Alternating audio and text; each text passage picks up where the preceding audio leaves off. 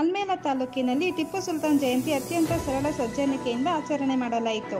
BJP ಸರ್ಕಾರ ಟಿಪ್ಪು ಸುಲ್ತಾನ್ ಜಯಂತಿಯನ್ನು ರದ್ದುಗೊಳಿಸುವುದರಿಂದ ಮುಂಬರುವ 2023 ಕರ್ನಾಟಕ ವಿಧಾನಸಭೆ ಚುನಾವಣೆಯಲ್ಲಿ ಕಾಂಗ್ರೆಸ್ ಅನ್ನು ಗೆಲ್ಲಿಸಿ ಟಿಪ್ಪು ಸುಲ್ತಾನ್ ಜಯಂತಿಯನ್ನು ಕರ್ನಾಟಕದಾದ್ಯಂತ ಆಚರಣೆ ಮಾಡುತ್ತೇವೆ ಎಂದು ಸಾದಿಕ್ ಸುಬ್ಬಣ್ಣ ಹೇಳಿದರು.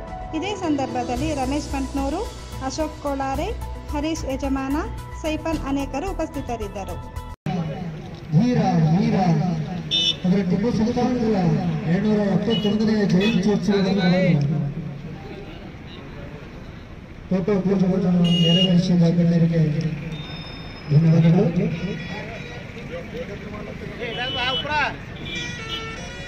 ಅದೇ ರೀತಿಯಾಗಿ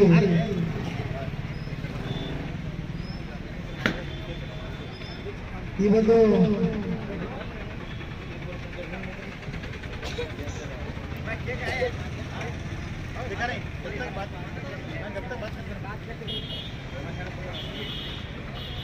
ಶಹೀದ್ ಇಲ್ಲ ಎಲ್ಲ ಕರ್ನಾಟಕ ಮತ್ತು ಭಾರತ ದೇಶದ ಎಲ್ಲ ನಾಗರಿಕರಿಗೆ ಹಜರತ್ ಟಿಪ್ಪು ಸುಲ್ತಾನ್ ಅವರ 271ನೇ ಜಯಂತಿ ಹಾರ್ದಿಕ ಶುಭಾಶಯಗಳು.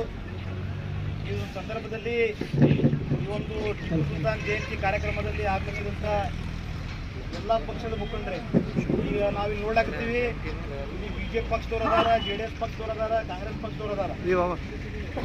ಆ ಎಲ್ಲ ಪಕ್ಷದ ಕಾರ್ಯಕರ್ತರಿಗೆ, ಮುಖಂಡರಿಗೆ ನಮ್ಮ ಟಿಪ್ಪು ಸುಲ್ತಾನ್ ಸಂಘಟನೆ ಅಧ್ಯಕ್ಷ ಹಾಗೂ ಉಪಾಧ್ಯಕ್ಷ ಸಂಘಟನೆ ಕಮಿಟಿ ವತಿಯಿಂದ ಎಲ್ಲರಿಗೂ ಹಾರ್ದಿಕ ಶುಭಾಶಯಗಳನ್ನು ಕೋರುತ್ತೇನೆ. ಮತ್ತು ಇದೊಂದು ಸಂದರ್ಭದಲ್ಲಿ ನಾವೊಂದು ಹೈಕೋರ್ಟ್ ಒಂದು ಧನ್ಯವಾದಗಳು ಹೇಳ್ತೇವೆ. ಯಾಕಂದ್ರೆ ಒಂದು BJPದವರು ಒಂದು ಪಿಟಿಷನ್ ಹಾಕಿದ್ರು, ಟಿಪ್ಪು ಸುಲ್ತಾನ್ ಜಯಂತಿ ಎಲ್ಲಿ ಕೂಡ ಆಚರಣೆ ಆಗಬಾರ್ದು ಅಂತ ಹೇಳಿ. ಅವ್ರ ಅಧಿಕಾರ ಬಂದಾಗ ಅವ್ರು ಏನು ಮಾಡಿದ್ರು, ಗೌರ್ಮೆಂಟ್ ಕಾರ್ಯಕ್ರಮ ಆಗಿ ಸಿದ್ದರಾಮಯ್ಯನವರು ಟಿಪ್ಪು ಸುಲ್ತಾನ್ ಜಯಂತಿ ಗೌರ್ಮೆಂಟ್ ಕಾರ್ಯಕ್ರಮ ಆಗಿ ಘೋಷಣೆ ಮಾಡಿದರು. ಅದನ್ನು ಅಧಿಕಾರ ಬಂದಾಗ ಸುಳ್ಳು ಹೇಳಿ ಯಡಿಯೂರಪ್ಪನವ್ರು ಅಧಿಕಾರಕ್ಕೆ ಬಂದರು. ನಾನು ದ್ವೇಷ ರಾಜಕಾರಣ ಮಾಡಲತ್ತ ಹೇಳಿ ಅಧಿಕಾರಕ್ಕೆ ಬಂದರು. ಅಧಿಕಾರಕ್ಕೆ ಬಂದ ನಂತರ ಫಸ್ಟ್ ಕೆಲಸ ಏನು ಮಾಡಿದ್ರಪ್ಪ ಅಂತಂದ್ರೆ ಅವರು ಟಿಪ್ಪು ಸುಲ್ತಾನ್ ಜಯಂತಿಯನ್ನು ಗೌರ್ಮೆಂಟ್ ಕಾರ್ಯಕ್ರಮ ಆಚರಣೆ ಮಾಡೋದು ರದ್ದು ಮಾಡಿದ್ರು. ಮತ್ತು ಇದೇ ಟಿಪ್ಪು ಸುಲ್ತಾನ್ದವ್ರು ಅವ್ರಿಗೆ ಏನು ಮಾಡಿದಪ್ಪ ಅಂತಂದ್ರೆ ಮುಖ್ಯಮಂತ್ರಿ ಕೆಳಗಿಳಿಸ್ಬಿಟ್ರು. ಇವ್ರು ಬಿಡಲ್ಲ, ಇವ್ರು ತಲವಾರು ತೊಗೊಂಡು ಬ್ರಿಟಿಷ್ ಬಿಡಲ್ಲ, ಇವೆ ಯಡಿಯೂರಪ್ಪ ಶೋಭಾ ಕೆಳಗಿಳಬೇಕು.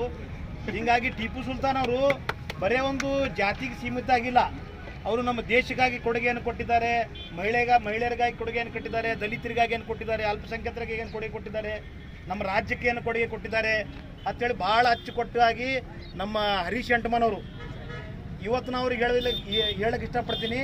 ಒಂದು BJP ಕಾರ್ಯಕರ್ತರಾಗಿ ಇಟ್ಟು ಇತಿಹಾಸ ಇವರು ಓದಾರತ್ತಂದ್ರೆ ಮುಂದೆ ಬರೋ ದಿನಗಳಲ್ಲಿ ಇವರು BJPಗೆ ಚೇಂಜ್ ಮಾಡ್ತಾರೆ ಅಂತ ನಮ್ಗೆ ಸಂಪೂರ್ಣ ವಿಶ್ವಾಸ ಐತಿ.